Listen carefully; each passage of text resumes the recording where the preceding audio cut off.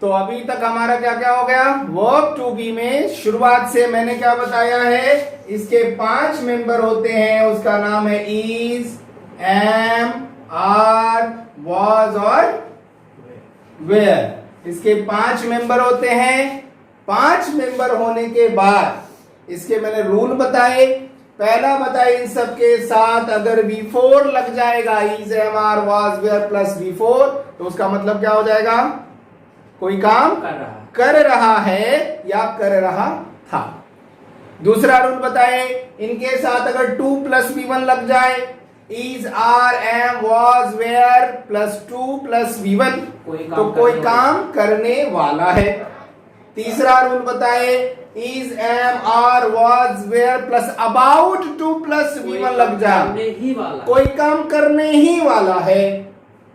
फिर उसके बाद आपको और रूल पढ़ाए, is, am, are, was, were के साथ V3 भी लगता है, और उसका मतलब क्या हो जाएगा, किसी के द्वारा कोई काम किया जाता है। सेंटेंस बनाते समय किसी के द्वारा लास्ट में या तो बाय लगा दीजिए उसके साथ, और नहीं तो उसको हटा ही दीजिए।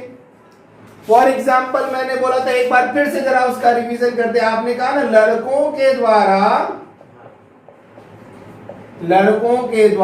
क्रिकेट खेला जाता है। क्रिकेट खेला जाता है, यही आपने कहा। लड़कों के द्वारा क्रिकेट खेला जाता है, तो के द्वारा हटा दीजिए, बच क्या गया, क्रिकेट खेला जाता है। पहले उसको लिख दीजिए, क्रिकेट इज प्लेड, है ना। Is, am, are, was, were के साथ V3 लग गया, क्रिकेट के लिए इज आएगा। अब ये बच गया लड़कों के द्वारा, सॉरी द्वार हो गया, द्वारा। तो क्या हो जाएगा, अगर इसको जोड़ना चाहते तो बाय लगा दीजिए। के द्वारा की इंग्लिश क्या होगी, बाय होगी, और लड़कों की इंग्लिश क्या होगी, बॉय।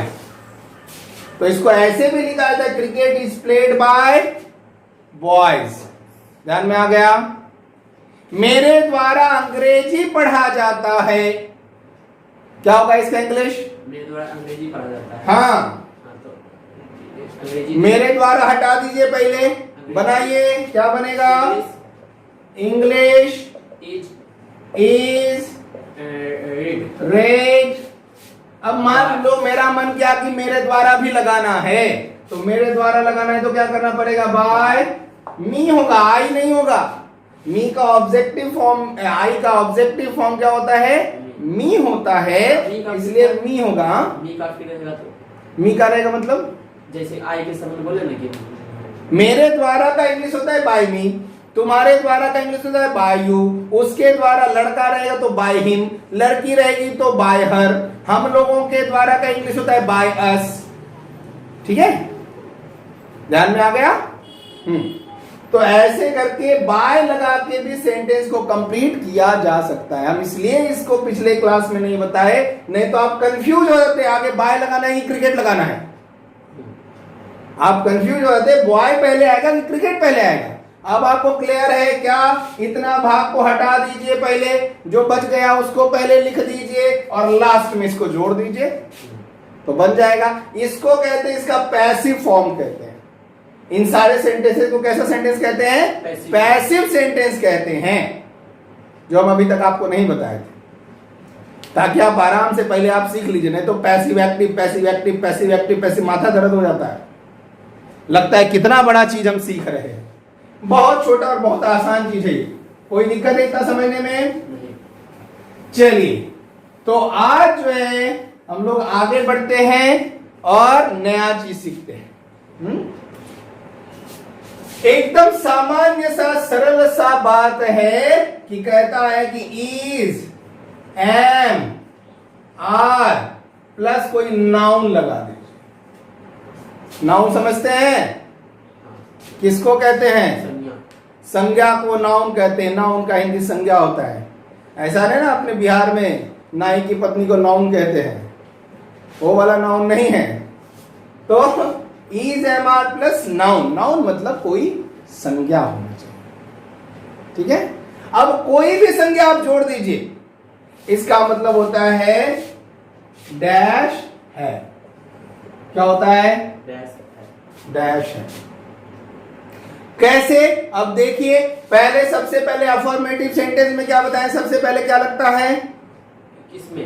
अफर्मेटिव का पॉजिटिव सेंटेंस में सबसे पहले क्या लगता है? आई लगता है। आई, यू, वी, दे, कुछ भी लगाइए, सब्जेक्ट उसको कहते हैं। क्या कहते हैं? सब्जेक्ट कहते हैं। सब्जेक्ट लगा दीजिए, क्या हो जाएगा? सब्जेक्ट। आई लगा दीजिए। चलो एक आई लगा दिया, आई के साथ क्या लगेगा? एम लगेगा। एम लगेगा। तो मैं हूं, कौन हूं? कोई नाउन लगा दीजिए। आप क्या है? लड़का है, लड़की है, स्टूडेंट है, क्या है? स्टूडेंट है, तो लगा दिया आई एम स्टूडेंट। मैं क्या हूं? विद्यार्थी हूं। I am student. ठीक है। रूल लेकिन कहता है कि जब ऐसे कॉमन नाउन का यूज करते, ग्रुप जिससे बोध होता है, उसके पहले ए लग जाता है। क्या लग जाता है? ए। तो I am a student. A student होगा। मैं एक विद्यार्थी हूं। मैं एक विद्यार्थी हूं। लेकिन अगर सीधा आपका नाम बोलेंगे, ये कॉमन नाउन है, प्रॉपर नाउन बोलेंगे, मतलब आपका नाम बोल देंगे, तो क्या लिखना पड़ेगा?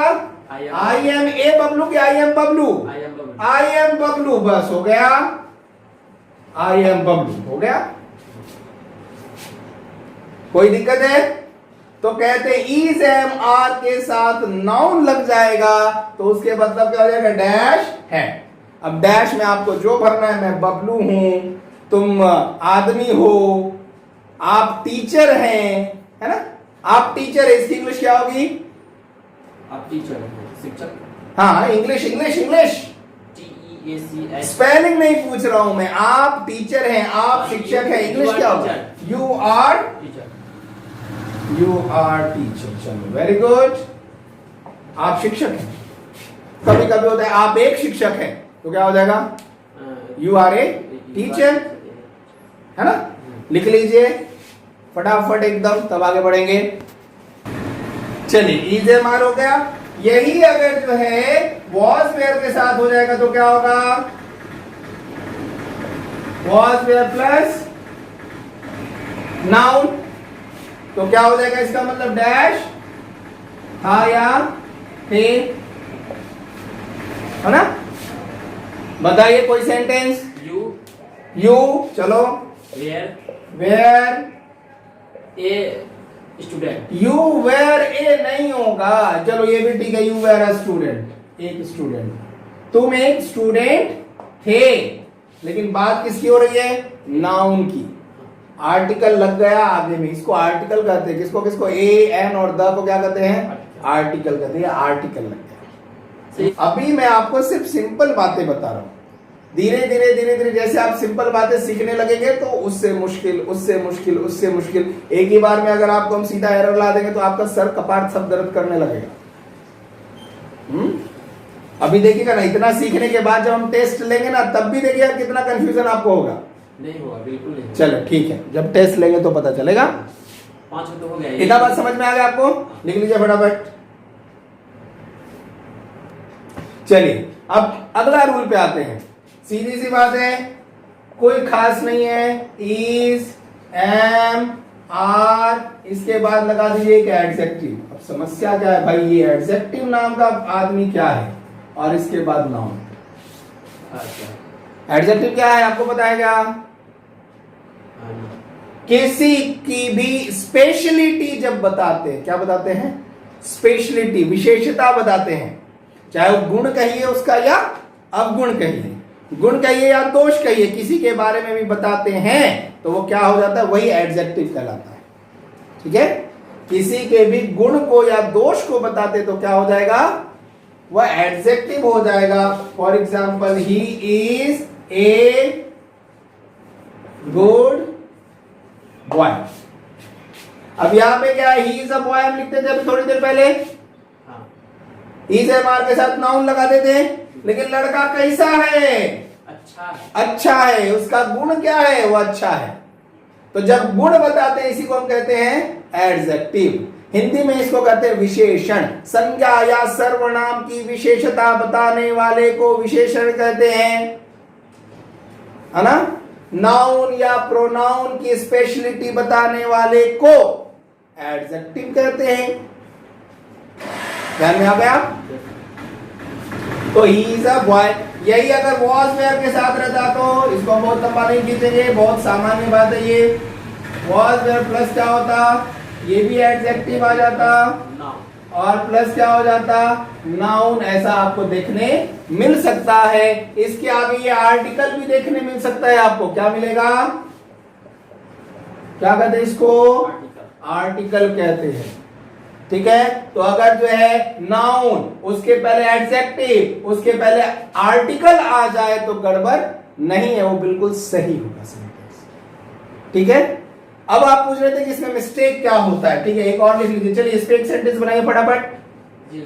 यू वाज गिवन वेयर, कोई एक बताइए quality. A good man. Good man, चलो ठीक है।